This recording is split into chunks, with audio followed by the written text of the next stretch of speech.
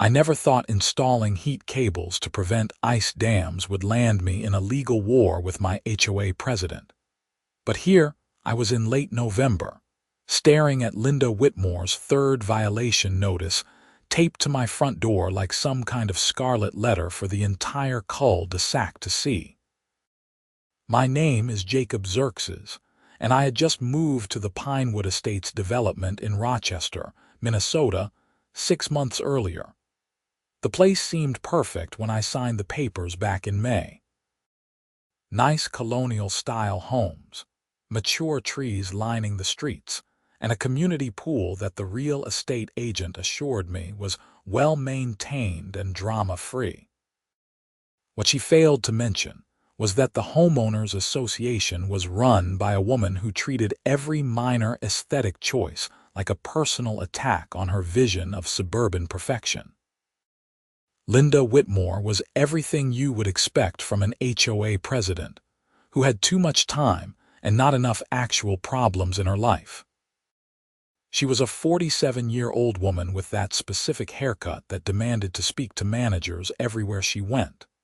Highlighted blonde hair cut in severe angles that somehow looked both dated and aggressively modern. She drove a white Lexus SUV with a "Live, Laugh, Love" bumper sticker next to one that said HOA board member, like it was some kind of badge of honor. I had met her exactly twice before the heat cable incident, and both times she had found something to criticize about my property within 5 minutes of conversation. The first time was in June when she informed me that my lawn was a 1/4 inch too long according to the covenant rules. The second was in August when she claimed my recycling bins were visible from the street 15 minutes before the designated time. I had checked my watch. It was 6:45 p.m. The allowable time was 7 o'clock p.m., 15 minutes, but this November dispute was different. This was about actual home maintenance and protecting my investment from the brutal Minnesota winter that was already showing its teeth. I had done my research after buying the house. Rochester gets hammered with snow, and the previous owner had mentioned something about ice problems in the gutters. I was not about to let my first winter turn into a disaster of frozen waterfalls and interior water damage, because I did not take preventative measures. I had hired a reputable company called Northern Comfort Heating Solutions to install heat cables along my roofline and in the gutters. These cables would prevent ice dams from forming by keeping the temperature consistent and allowing proper drainage.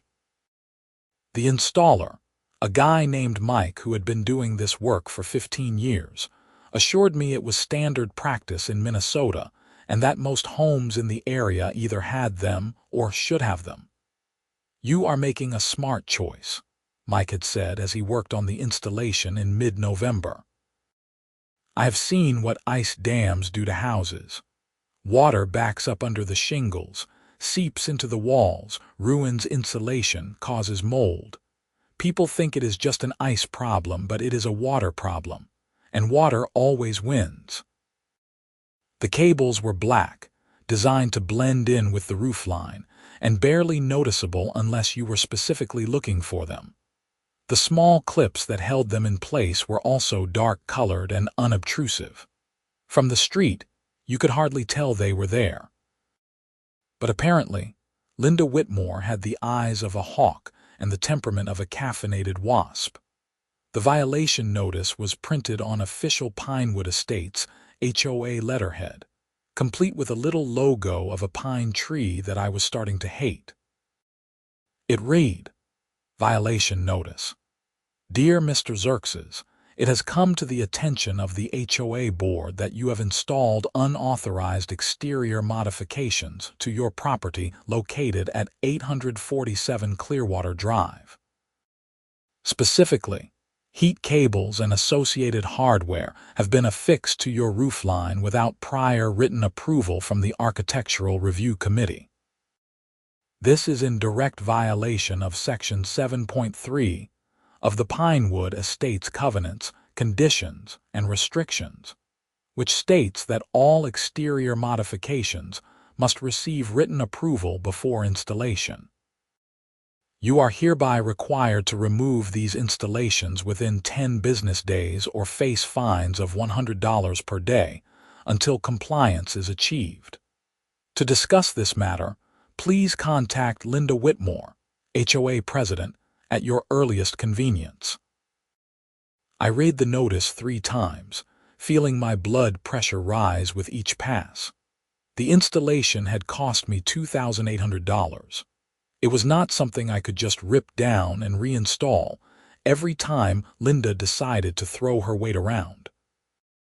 Moreover, it was a necessary safety feature, not some aesthetic choice like painting my door neon green or installing a garden gnome collection. I pulled out my phone and called the number listed at the bottom of the notice. Linda answered on the second ring. Pinewood Estates, HOA, Linda speaking. Linda, this is Jacob Xerxes from 847 Clearwater Drive. I just found your violation notice on my door. Oh yes, Mr. Xerxes. I was hoping you would call. Her voice had that particular quality of false sweetness that made my teeth hurt.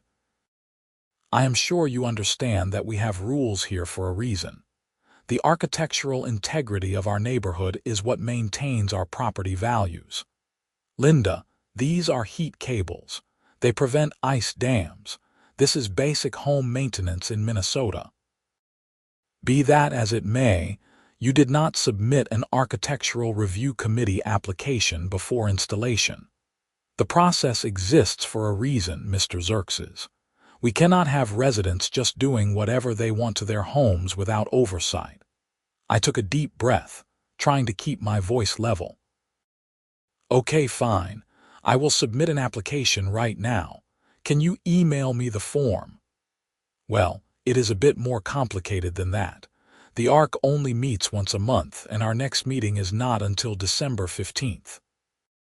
So even if you submit the application today, we would not be able to review it until then. December 15th. That is 3 weeks away.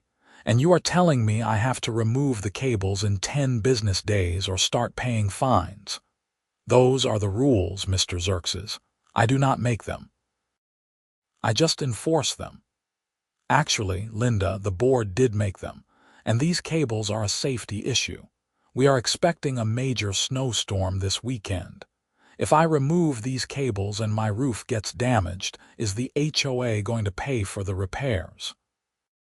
Her tone shifted from false sweetness to something sharper. The HOA is not responsible for individual property maintenance, Mr. Xerxes. You knew what you were getting into when you bought here. Every homeowner receives a copy of the CCRs at closing. Perhaps you should have read them more carefully. I did read them. Section 7.3 talks about exterior modifications that affect the aesthetic appearance of the property. Heat cables that are barely visible are not the same as building an addition or changing my roof color. That is your interpretation. The board's interpretation is that any addition to the exterior requires approval. Now, you have 10 business days. I suggest you contact your installer about removal. This is ridiculous. I want to appeal this to the full board. You are welcome to attend our next board meeting on December 8th. You will need to submit a written request to be added to the agenda at least 1 week in advance. Have a nice day, Mr. Xerxes. She hung up before I could respond. I stood in my driveway holding my phone, watching my breath fog in the cold November air. The forecast was calling for 8 to 12 inches of snow starting Friday night. It was Tuesday. I looked up at my roofline where the black heat cables ran along the edge, barely visible against the dark shingles. The idea of ripping them out before a major winter storm was insane. That evening, I drove over to my neighbor Tom's house, 2 doors down. Tom was a retired engineer who had lived in Pinewood Estates for 12 years. He seemed like a reasonable guy who might have some insight into dealing with Linda. Tom invited me in for coffee, and we sat in his kitchen while his wife Deanne joined us. Both of them looked sympathetic as I explained the situation. "Yeah, that sounds like Linda," Tom said, shaking his head. "She has been president for 4 years now, and every year she gets more rigid about the rules. Last summer she tried to fine the Hendersons for having their garage door open too long while they were unloading groceries." "Are you serious?" I asked. "Dead serious," Deanne confirmed. She said it was unsightly, and that the CCRs specify garage doors should remain closed except during ingress and egress. She actually used the phrase ingress and egress about someone getting groceries out of their car. So what happened with the Hendersons? They fought it. Took it to the whole board and the other members voted it down. Linda was furious. "The thing is, she is not technically wrong about the rules. The CCRs are written really strictly, but most HOAs use common sense when applying them. Linda uses them like weapons." "What about heat cables? Does anyone else have them?" Tom and Deanne exchanged a look. "We do," Tom admitted. "Installed them 8 years ago. But here is the thing, Linda was not president then, and nobody made a fuss about it. I would bet half the houses on our street have some form of ice dam prevention, but they were all installed before Linda took over." "So what should I do?" Tom thought for a moment. "Honestly, I would lawyer up. Not because I think you will have to go to court, but because having an attorney send a letter often makes HOAs back down when they realize someone is serious.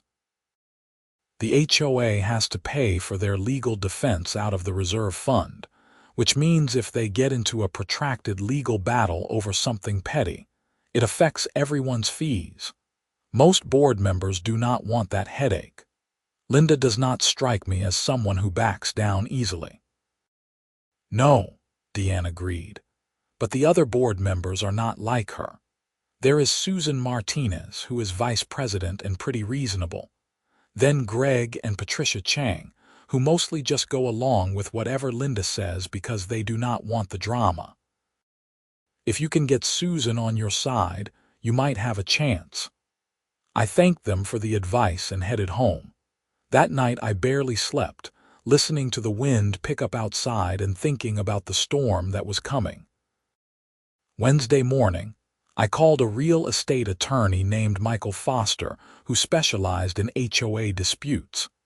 His office was in downtown Rochester, and he agreed to see me that afternoon. Michael Foster was in his mid-50s, with gray hair and the calm demeanor of someone who had seen every variety of neighborhood dispute imaginable. His office walls were decorated with framed law degrees and what looked like cartoon strips about HOA absurdity. I laid out the whole situation, including showing him photos of the heat cables, the violation notice, and my copy of the CCRs. Michael read through everything carefully, occasionally making notes on a yellow legal pad. After about 10 minutes, he looked up at me. "Okay, here is what we are dealing with. Technically, the HOA is probably correct that you should have submitted an ARC application first. However, there are a few angles we can work with. First, heat cables are a maintenance issue, not an aesthetic modification. Many states have laws that prevent HOAs from prohibiting reasonable maintenance that protects property value. Minnesota has some protections along those lines, though they are not as strong as some states. So can they actually force me to remove them? They can try. They can fine you. But if you refuse to remove them and refuse to pay the fines, their only recourse is to place a lien on your property. That is a long process, and they would have to take you to court to enforce it. Most HOAs do not want to do that over something like this because it is expensive and they risk losing.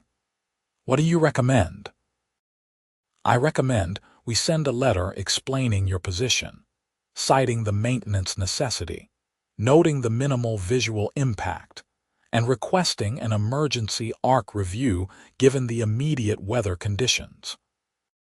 We make it clear you are not removing the cables and that you are prepared to defend this position if necessary. Often that is enough to get them to negotiate. And if it is not enough, then we go to court if we have to. But honestly, Jacob, I think once the board sees you have legal representation, they will approve your cables retroactively.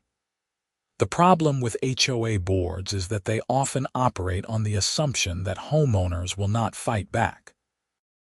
When someone does fight back with a lawyer, they usually realize it is not worth the battle.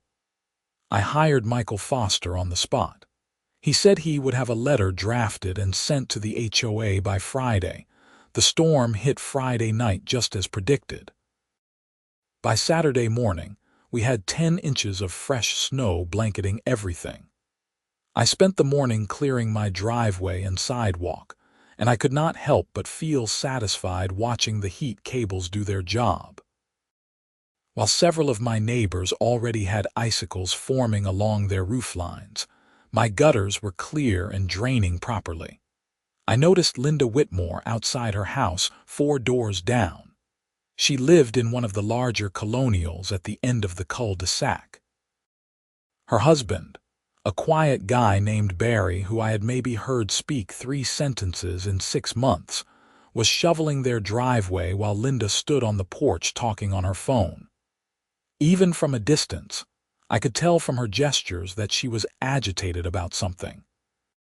Monday morning, I received a call from Michael Foster. "Good news and bad news," he said. "The good news is that I sent the letter Friday. The bad news is that Linda Whitmore responded already, and she is doubling down. She sent an email saying the board met in emergency session over the weekend and voted to uphold the violation. They are also accelerating the fine schedule. Instead of starting in 10 business days, they are claiming your deadline was yesterday, and you are now accruing fines of $100 per day. She is insane. Can she do that? Technically, no, she cannot change a deadline retroactively. That is actually good for us because it shows unreasonable behavior. I am going to send another letter pointing out that they cannot legally modify a deadline after it has been issued, and that their actions constitute harassment. I am also going to request a formal board meeting where you can present your case. Tom mentioned something about the vice president being more reasonable. Susan Martinez. Yes, I know Susan actually. She is good people. Let me reach out to her directly and see if we can get some sanity injected into this situation." Over the next week, the weather continued to be brutal. We got another 6 inches of snow on Wednesday, and temperatures dropped into the single digits. My heat cables continued working perfectly. Linda's house, however, was starting to show problems. I noticed large icicles forming along her gutters, some of them 2 or 3 feet long. Her roof was developing the telltale signs of ice dam formation, that thick ridge of ice along the lower edge of the roof that prevents proper drainage. I almost felt bad for her. Almost. But mostly I felt vindicated. The formal board meeting was scheduled for December 8th, just as Linda had originally told me. Michael Foster and I prepared a presentation with photos, technical specifications for the heat cables, documentation from the installer about their necessity, and examples of similar installations in other Minnesota HOAs that had been approved. The meeting was held in the Pinewood Estates Community Center, a small building near the neighborhood entrance that was usually used for yoga classes and book clubs. When Michael and I arrived at 7 p.m., the board was already seated at a table in front. Linda in the center, Susan Martinez to her left, and Greg and Patricia Chang to her right. About 15 other residents were scattered in the folding chairs set up for the audience, including Tom and Deanne. I was grateful for their support. Linda called the meeting to order with an officious tone that made it clear she was in charge. After some routine business about landscaping contracts and pool maintenance, she got to my item on the agenda. Next, we have a resident appeal from Xerxes regarding a violation notice for unauthorized exterior modifications. Mr. Xerxes, you have 15 minutes to present your case. Michael stood up and took the lead. Thank you, Madam President and board members. I am Michael Foster, representing Mr. Xerxes in this matter. We are here tonight because Mr. Xerxes received a violation notice for installing heat cables, which are a standard and necessary maintenance item in Minnesota winters. These cables prevent ice dams, which can cause significant structural damage to homes. He went through our presentation methodically, showing photos of the installation and highlighting how minimally visible the cables were. He cited Minnesota statutes about reasonable maintenance, showed examples from other HOAs, and pointed out the technical specifications that proved these were safety devices, not aesthetic modifications. Linda's expression throughout the presentation was stony. She kept her arms crossed and barely looked at the screen where Michael was showing photos. When Michael finished, Linda did not miss a beat. Thank you for your presentation, Mr. Foster. However, the facts remain that Mr. Xerxes violated Section 7.3 of our CCRs by installing exterior modifications without prior approval. The rules exist for everyone, and we cannot make exceptions simply because someone decides to hire a lawyer. Susan Martinez spoke up for the first time. Linda, I think we need to consider the intent of Section 7.3. It is designed to prevent unsightly modifications that affect property values. These heat cables are barely visible and they are protecting Mr. Xerxes's investment. I do not see how this hurts the neighborhood. The rules do not say barely visible is okay, Susan. They say any exterior modification requires approval. If we let Mr. Xerxes bypass the rules, then what is stopping anyone else from doing whatever they want and claiming it is maintenance? Greg Chang cleared his throat.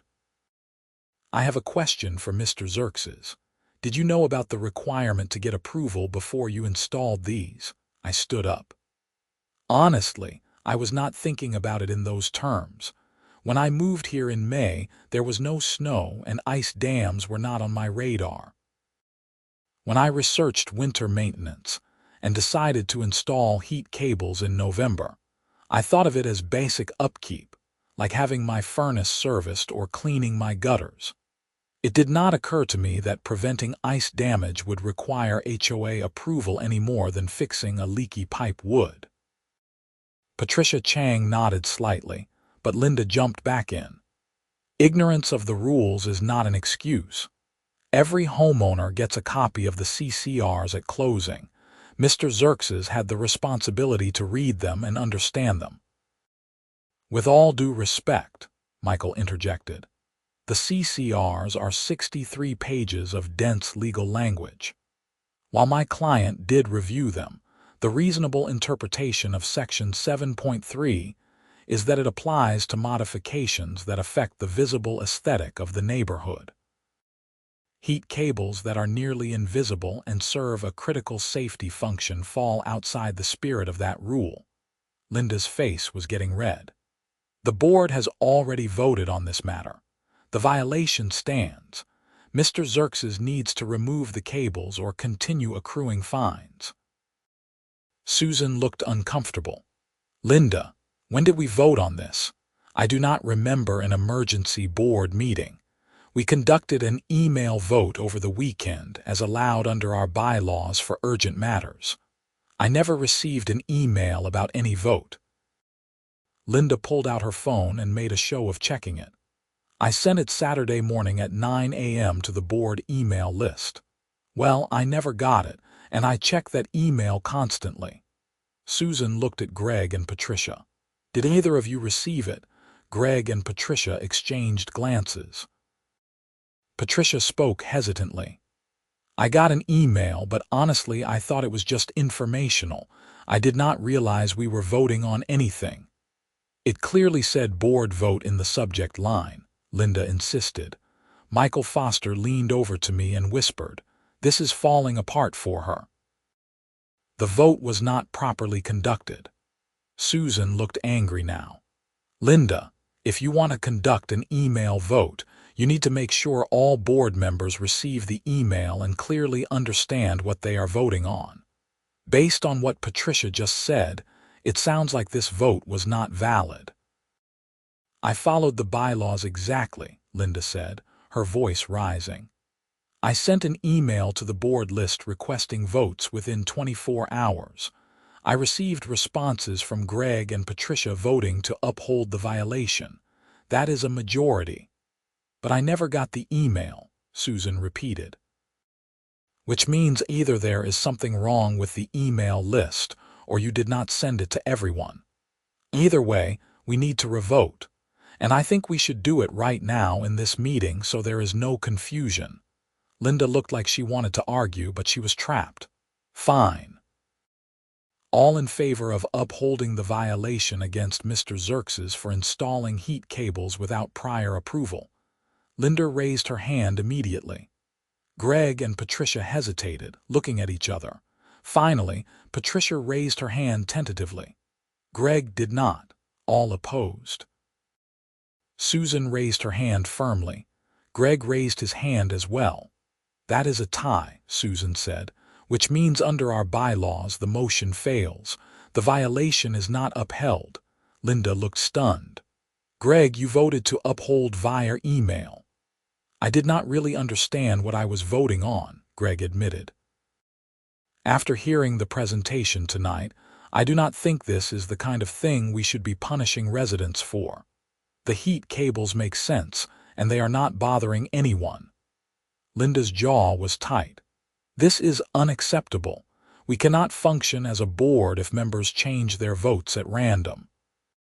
We can function just fine, Susan said calmly, if we take the time to properly discuss issues instead of rushing through email votes over the weekend. I move that we retroactively approve Mr. Xerxes' heat cable installation and rescind all fines. Second, Greg said immediately. All in favor. Susan and Greg raised their hands. Patricia looked at Linda nervously, then slowly raised her hand as well. Linda did not raise her hand, but it did not matter. The vote was 3-1. The motion passes, Susan said. Mr. Xerxes, your heat cables are approved and all fines are canceled.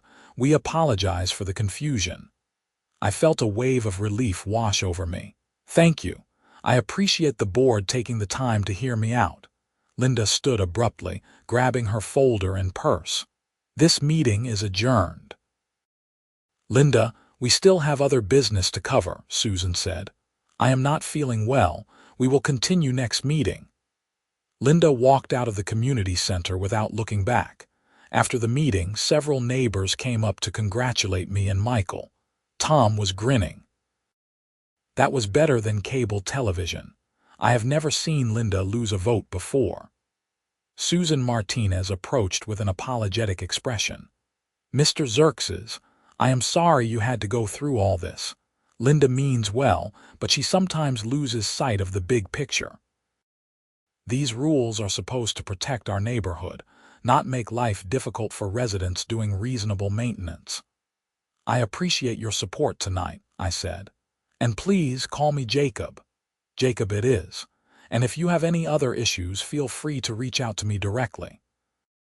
I think we need more common sense and less rigid rule enforcement around here.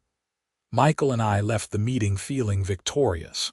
On the drive home, I thanked him for his help. You handled that perfectly, he said. The key to HOA disputes is usually just forcing them to follow their own procedures correctly. Linda tried to rush through a vote without proper notice, and it backfired. That tie vote was actually good for us because it showed the board is not united against you. Do you think Linda will retaliate somehow? She might try, but now that you have Susan on your side and Greg is clearly wavering, Linda does not have the power she thought she had. Just keep documenting everything and reach out if she tries anything else. December continued with more snow and freezing temperatures. My heat cables kept working flawlessly. Every morning I would see my neighbors chipping away at ice dams while my roof remained clear. Several people asked me about the cables, and I happily shared the installer's information. Linda, meanwhile, was having visible problems. The ice dams on her roof were getting worse. By mid-December, she had icicles that must have been 4 feet long hanging from her gutters. I saw Barry out there a few times with a roof rake trying to clear snow, but it was a losing battle. Once ice dams form, they are nearly impossible to remove safely without professional help. I wondered if Linda would swallow her pride and install heat cables herself, but apparently that would be admitting I was right, which seemed to be against her religion. The weather in late December was particularly brutal that year. Rochester got hit with storm after storm, and we were on track for one of the snowiest Decembers on record. By Christmas, most houses in the neighborhood had significant ice buildup. Mine was one of the few exceptions, and I will admit I felt a certain satisfaction every time I looked at my clean roofline. On December 28th, Tom called me sounding excited. "Jacob, you have to see Linda's house. The ice dam is insane. I have never seen one that big." I walked down to Linda's house and could not believe what I was seeing. The ice along her roofline was at least 6 inches thick and extended up the roof about 3 feet. Water had clearly been backing up under her shingles for weeks. Several of the icicles hanging from her gutters were so large they had pulled the gutter away from the house in places. "That is going to cause serious interior damage," I said to Tom. "If water has been seeping under those shingles all month, her attic insulation is probably soaked." "Do you think we should say something to her? After what she put me through? I am not going near that woman's property with advice, but I did not have to wait long for the consequences to reveal themselves." On January 2nd, Rochester experienced what meteorologists call a January thaw, a sudden warm spell where temperatures jumped from the teens into the high 40s. All that accumulated snow and ice started melting rapidly. I was at work that Thursday afternoon when Tom sent me a text with a photo. "You need to see this." The photo showed Linda's house with water stains visible on the ceiling through her front windows. The situation was clearly bad. I texted back, "Is she home?" "Yeah, I just saw her pull in." She looked upset. I got home around 6 p.m. and noticed several vehicles parked in front of Linda's house, including what looked like a water damage restoration company van. Barry was standing in the driveway talking on his phone, and he looked stressed. Around 7 p.m., I heard a knock on my door. It was Susan Martinez. "Have you heard about Linda's house?" she asked. "I saw the restoration company truck. Ice dam damage, worse than that.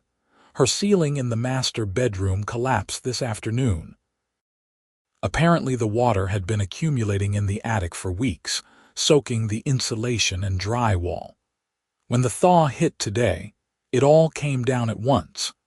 Barry said there is about 6 inches of wet insulation, drywall, and water all over their bedroom. I tried not to smile, but it was difficult. "That is terrible. Jacob, I know you are thinking what I am thinking.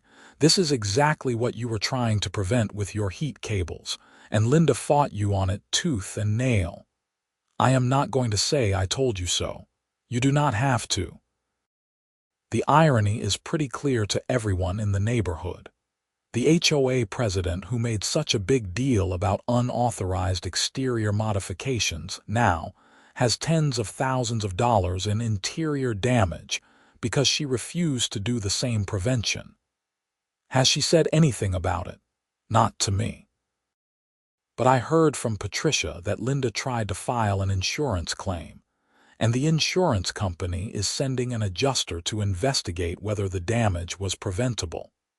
If they determine she neglected basic maintenance by refusing to install ice dam prevention, they might deny the claim. That would be karmic justice on a cosmic scale, I thought. Over the next week, the extent of Linda's damage became clear through the neighborhood grapevine. The ceiling collapse had ruined her bedroom furniture, damaged the hardwood floors, destroyed the attic insulation, and caused mold to start growing in the walls. The restoration estimate was somewhere around $45,000. Her insurance company was still investigating, but preliminary indications were that they considered ice dam prevention to be basic maintenance, which meant the damage might not be covered.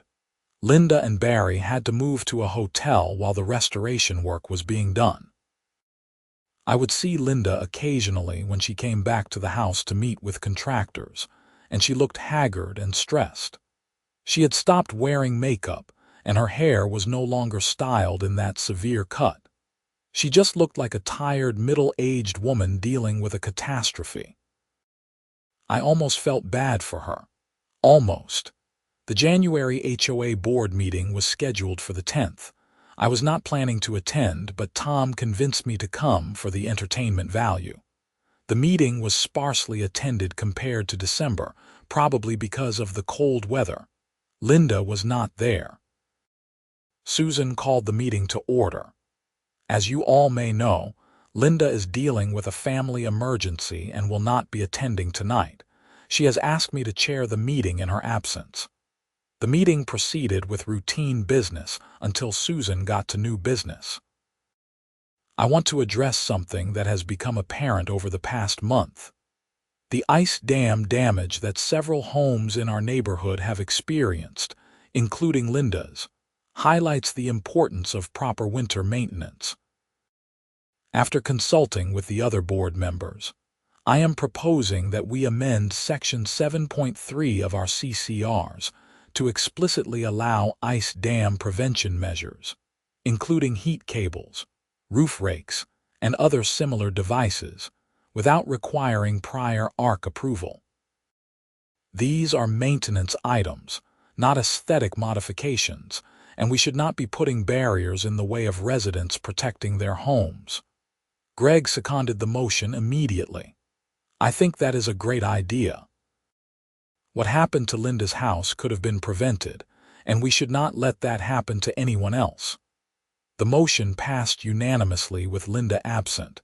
After the meeting, Susan pulled me aside. I wanted you to know that the board has discussed Linda's conduct regarding your heat cables. While we cannot remove her as president without cause, several of us feel that her judgment has been questionable. I am going to be taking on more of the day-to-day responsibilities going forward. I appreciate that, Susan. I just want to live in peace and maintain my home properly. That is all anyone should want. And for what it is worth, I think you handled this whole situation with a lot more grace than many people would have. You could have been vindictive about Linda's damage, but you have not been. I shrugged. I do not take pleasure in someone's suffering. I just wish she had listened to reason months ago. February brought more snow, but my heat cables continued doing their job. I noticed that several of my neighbors had heat cables installed after seeing what happened to Linda's house. The installer, Mike from Northern Comfort Heating Solutions, later told me he got 8 calls from Pinewood Estates residents in January, all of them referencing my house as an example. Linda and Barry finally moved back into their house in mid-February after nearly 6 weeks of restoration work. I saw them occasionally, but Linda no longer made eye contact with me or anyone else in the neighborhood.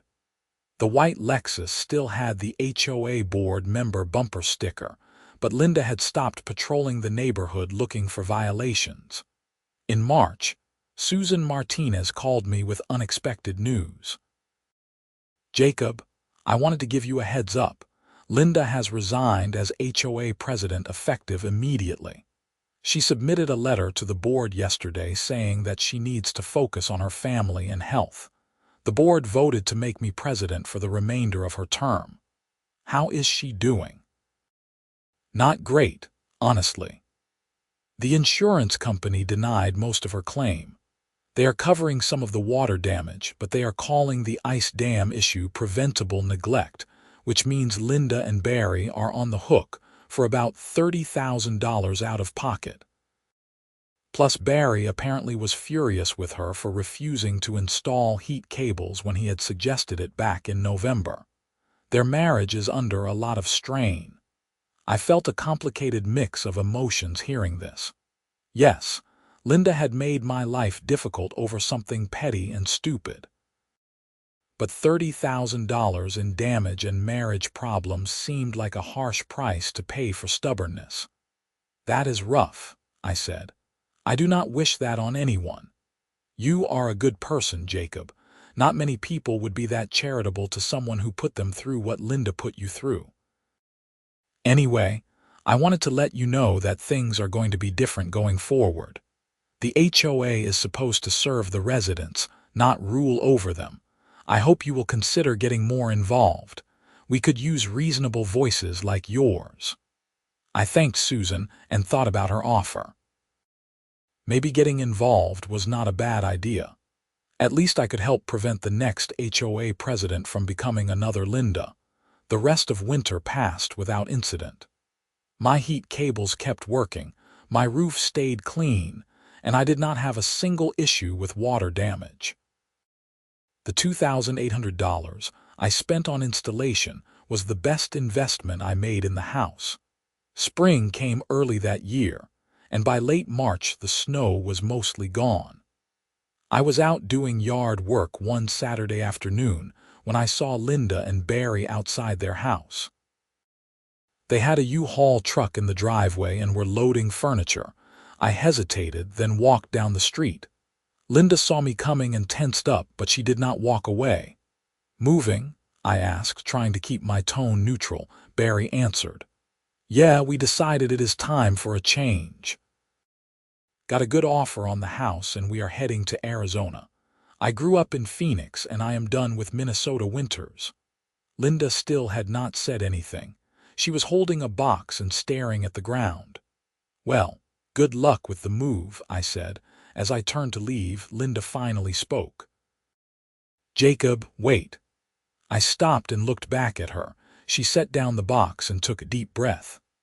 "I owe you an apology. I was wrong about the heat cables. I was wrong about a lot of things. I let the rules become more important than common sense, and I made your life harder for no good reason. And then I paid the price for my own stubbornness. I am sorry." It was the last thing I expected to hear from her. The Linda I had known for the past 6 months would never have admitted fault about anything. "I appreciate you saying that," I said. "Seriously, that takes courage." Barry made me realize that I had turned being HOA president into this weird power trip. I was not protecting the neighborhood. I was just controlling people because I could. And when you pushed back with a lawyer, it made me even more determined to win instead of thinking about whether I was right. It was stupid and prideful, and it cost us a lot of money and stress. For what it is worth, I hope things get better for you in Arizona. Linda gave a small, sad smile. "Thanks. And for what it is worth, your heat cables look fine. I never should have made it an issue." Barry and Linda finished loading the truck over the next few hours. By evening, they were gone. The house went on the market the following week and sold within 10 days. A young couple with 2 kids moved in at the end of April, and within a week, I noticed they had heat cables installed on their roofline. Smart people. Susan Martinez turned out to be an excellent HOA president. She streamlined the approval process for maintenance items, started a neighborhood newsletter that actually contained useful information instead of violation notices, and organized community events that people actually wanted to attend. The HOA went from being a source of stress to being a legitimate benefit to the neighborhood. In May, almost exactly 1 year after I had moved to Pinewood Estates, Tom hosted a neighborhood barbecue. About 30 people showed up, including Susan and the new couple who had bought Linda's house. We were all standing around Tom's backyard, eating burgers and talking when someone asked me about the heat cable saga. I told the story, including Linda's violation notices, the board meeting, and the eventual ceiling collapse. Everyone was riveting, and several people who had not heard the full story before were shaking their heads in amazement. "That is the most HOA story I have ever heard," the new neighbor said. His name was Dan Kelly, and his wife was Donna. Someone getting bent out of shape over basic home maintenance, and then suffering the exact consequences they were preventing you from avoiding. You cannot make that stuff up. "It taught me a lot about HOAs," I said. "The rules are important, but they are supposed to serve the residents, not the other way around. When you lose sight of that, you end up with collapsed ceilings and $30,000 in damage." Susan raised her beer. "Here is to common sense and properly maintained roofs." We all drank to that. As the evening went on and the sun set over the neighborhood, I looked around at the people laughing and talking in Tom's backyard. This was what a community was supposed to be. Not violation notices and petty power struggles, but neighbors helping each other and using reasonable judgment about what really mattered. My heat cables were still up on my roofline, barely visible against the dark shingles. They would be ready when next winter came around, and so would I. The rest of the year passed peacefully. Summer brought pool parties and community events. Fall brought beautiful foliage and neighborhood yard sales. And when winter rolled around again in November, I watched with satisfaction as my heat cables powered up and kept my roof clear through storm after storm. Several more neighbors installed their own heat cables that winter, all of them approved quickly by Susan, and the arc without any drama. The process that Linda had turned into a nightmare now took about 3 days and involved filling out a simple 1-page form. I stayed involved with the HOA, eventually joining the board myself in the spring election. It felt good to be part of the solution, instead of just complaining about problems. Susan and I worked together to revise more of the outdated CCR provisions, always keeping in mind that rules should be practical and serve the community.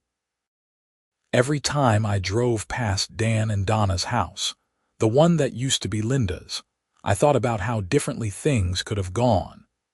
If Linda had just approved my heat cables back in November, she would have saved herself a world of trouble.